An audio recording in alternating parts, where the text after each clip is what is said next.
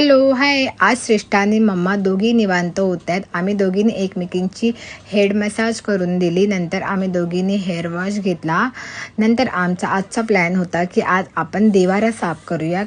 प्रेयसने खाली जाऊन जास्वंदाची पूजेसाठी फुलं आणलेली आहेत आणि इथे मी आणि श्रेष्ठा देवघर साफ करत आहोत.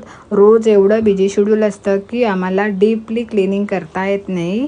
तर आज निवांतपणा होता तर आम्ही इथे छान देवांना आंघोळ्या घातल्या. देवघराची सुद्धा क्लिनिंग केली आहे. आणि आता इथे आम्ही देव ठेवत आहोत. गणपती बाप्पा, सरस्वती माता आणि लक्ष्मी माता.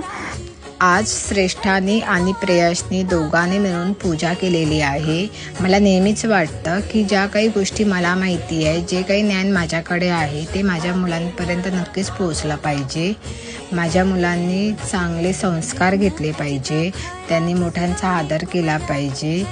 तर मी नेहमी ट्राय करत असते की लहान लहान गोष्टींमधून त्यांना या गोष्टी कशा शिकवल्या जातील, त्यांच्यापर्यंत कशा पोचवल्या जातील, हाच माझा नेहमी प्रयत्न असतो.